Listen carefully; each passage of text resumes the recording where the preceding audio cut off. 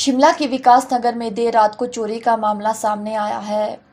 कुछ अज्ञात लोगों ने घर में रखे जेवरात और 1,15,000 रुपये कैश चोरी करके ले गए। पुलिस से मिली जानकारी के मुताबिक ज्योतिकांत निवासी विकास नगर ने पुलिस में मामला दर्ज करवाया है। उनका परिवार किसी काम से बाहर गए हुए थे। जब वे आज सुबह लौटे तो देखा घर का सारा सामान बिखरा पड़ा था। शिकायतकर्ता का कहना है कि बीती रात को कोई अज्ञात व्यक्ति घर में घुस गए और जेवरात चोरी करके ले गए।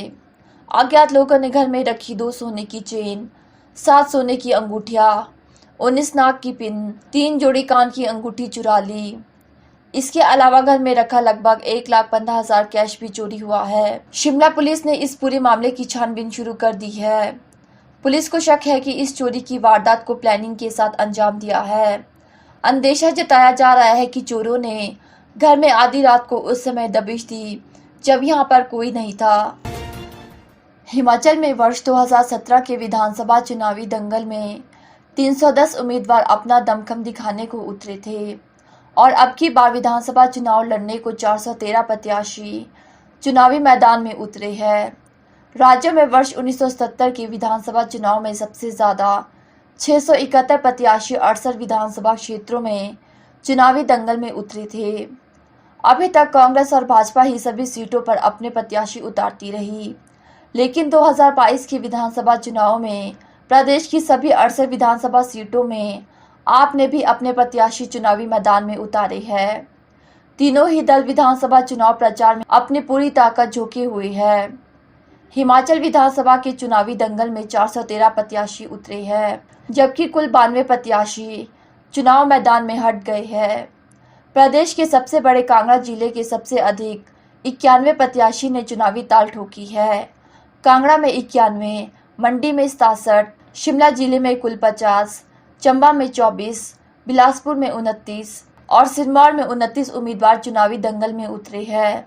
इसके अलावा सोलन में 32, ऊना में 26, हमीरपुर में 32, कुल्लू में 24, लाहौल स्पीति में 3 और किन्नौर में 5 उम्मीदवार मैदान में उतरे हैं। अब 68 विधानसभा क्षेत्र में कुल 413 प्रत्याशी चुनावी मैदान में रह गए हैं।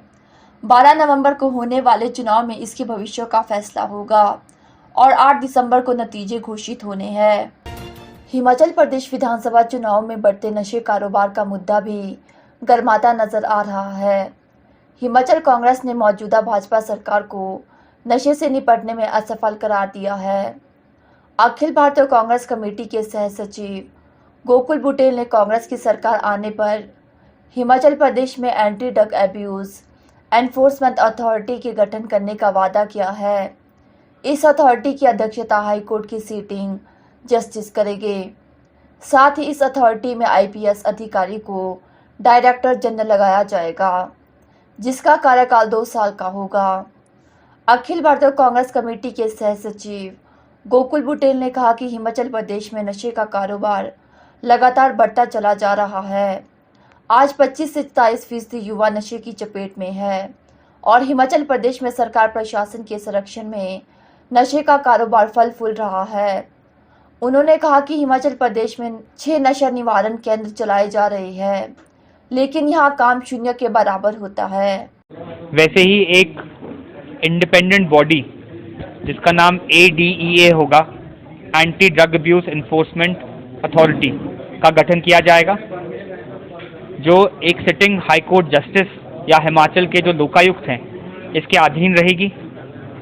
जो इसके डीजी होंगे उनका 2 साल का फिक्स्ड टेन्योर होगा और इस जो स्पेशल ये जो बॉडी बनाई गई है इसका यही उद्देश्य होगा कि कैसे जो धड़ल्ले से नशा बिक रहा है हिमाचल प्रदेश के अंदर, हर गांव-गांव तक नशा पहुंच चुका है, फ्रीली कहीं भी चिट्टा मिल सकता है, इसकी चपेट में युवाओं को आने से कैसे रोका जाए, कैसे नशे की तस्करी को कम किया जाए और कैसे हम अपने युवाओं को जो है इस नशे की चपेट से बाहर निकालकर अच्छे रिहैबिलिटेशन सेंटर बनाकर, अच्छे डी एडिक्शन सेंटर बनाकर कैसे जो है युवाओं का जो भविष्य है और उनके परिवारों का जो भविष्य है वो बर्बाद होने से बचा सके। तो ये सिटिंग जस्टिस के अंडर जब ये टास्क फोर्स का गठन किया जाएगा, जो अथॉरिटी का गठन किया जाएगा, adequate amount of manpower उसे दी जाएगी और ये इंश्योर किया जाएगा कि वो इंडिपेंडेंट और फेयर तरीके से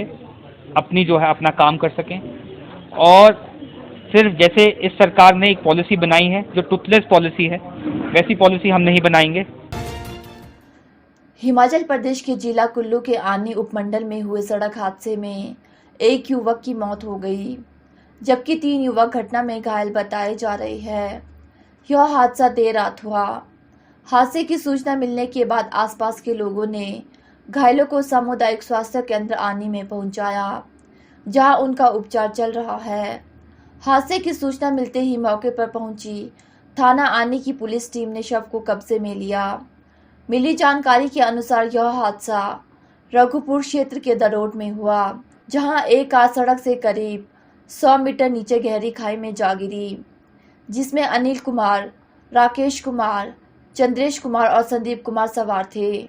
बताया जा रहा है कि हादसे में संदीप कुमार की मौत हो गई, जिनका सामुदायिक स्वास्थ्य केंद्र आनी में उपचार चल रहा है। डीएसपी आनी रविंदर सिंह नेगी ने बताया कि हादसा लापरवाही और तेज रफ्तार से गाड़ी चलाने के कारण हुआ है, जिसके चलते पुलिस ने हादसे में आईपीसी की धारा 337 के तहत मामला दर्ज कर लिया गया है।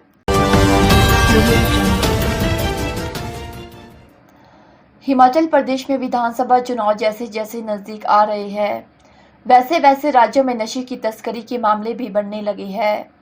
जिला चंबा में इसी माह में अब तक कई नशा तस्कर पुलिस के हत्थे चढ़ चुकी है।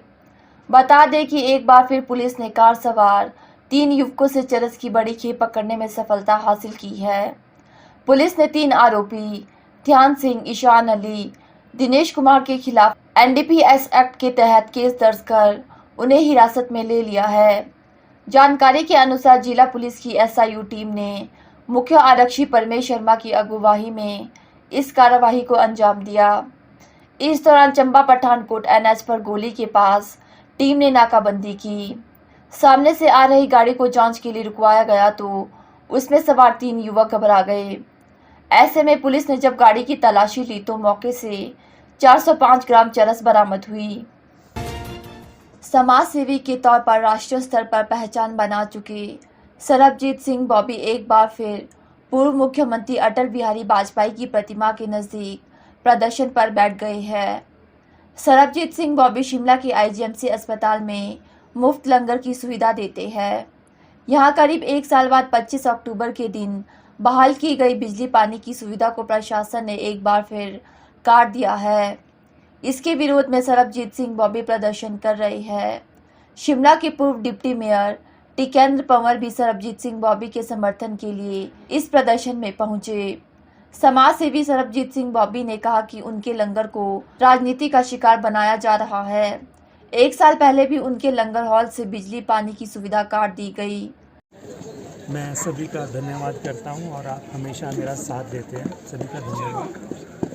हमारे साथ ये राजनीति पिछले 2-3 वर्षों से चल रही है और मुझे लगता था कि वो जो एक सीनियर एमएस जो हमें तंग करते थे, जो अब भगौड़े हो चुके हैं और आईजीएमसी छोड़कर जाके बरमौर में इलेक्शन लड़ रहे हैं, उसके जाने के बाद ये सारी राजनीति ख़त्म हो गई है। लेकिन राजनीति अभी रुकी नहीं है, राजनीति अभी भी चल रही है।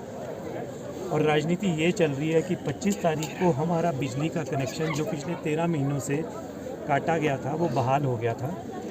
और बड़ी खुशी की बात थी कि 25 तारीख को ही हमारे लंगर के 8 साल पूरे हुए थे और वो 8 साल पूरे होने की खुशी में हमने उसको दुगनी खुशी की तरह मनाया और अपनी एक और सेवा भी उस रात को शुरू कर दी, रात को 11 बजे से 1 बजे तक का लंगर। लेकिन बड़ा दुख होता है ये बताते हुए कि ये सारे राजनीतिक घटनाक्रम के बीच पिछले कल वो 4:30 बजे दोबारा से बिजली काट दी गई और फिर अब वो लंगर अंधेरे में ही पिछले कल से चल रहा है। और जो रात्रि सेवा मध्य रात्रि का भी लंगर हमने रात को 11 बजे से 1 बजे तक आईजीएमसी के उन विशेष लोगों के लिए, विशेष पेशेंट्स के लिए, इस करके कहूँगा कि सिंगल अटेंडेंट जो पेशेंट के साथ है और वो इमरजेंसी में है या अपने भले ही अपने वार्ड में है, जो आ नहीं सकते अपने पेशेंट को इन हालातों में छोड़कर, उनके लिए हमने फूड पैकेट शुरू किए थे रात्रि 11 बजे से 1 बजे तक। पहले दिन हमने रात को 12 से 2 किए थे, जिस दिन मैं स्वयं वहाँ पर मौजूद था, लेकिन अब वो 11 बजे से 1 बजे तक है। और इसी घटनाक्रम के बीच ये सारी राजनीति जो पिछले 2 सालों से चल रही है, हमारी एक सराय पर भी कब्जा कर लिया गया, उस सराय की भी बहुत सारी वीडियोस वायरल हुई। जिला कांगड़ा में आज एक महिला का शव सड़ी गली अवस्था में जंगल से बरामद हुआ। महिला कौन है, यहाँ कैसे आई, अभी तक कुछ पता नहीं चल पाया। पुलिस अपने स्तर पर मामले की जांच पड़ताल कर रही है। जानकारी के अनुसार जयंती माता मंदिर के पास जंगल से एक व्यक्ति को अजीब सी दुर्गंध आ रही थी। इस दौरान व्यक्ति ने अपने आसपास चारों तरफ देखा तो उसे एक महिला का पांव दिखाई दिया। जब वह पास गया तो उसने देखा कि वहां एक महिला की सड़ी गली लाश पड़ी हुई है। इतना ही नहीं, महिला के एक हाथ बंधे हुए थे। इसके बाद व्यक्ति ने तुरंत इसकी सूचना पुलिस को दी। सूचना मिलते ही पुलिस की टीम मौके पर पहुंची और शव को कब्जे में लेकर पोस्टमार्टम के लिए टांडा मेडिकल कॉलेज भेजा गया। वहीं कांगड़ा पुलिस द्वारा फॉरेंसिक टीम को भी मौके पर बुलाया गया। शव देखकर आशंका जताई जा रही है कि महिला की किसी ने हत्या की है। यह शव काफी पहले यहाँ कोई फेंक कर गया है, जिसके चलते यह काफी सड़ चुका है।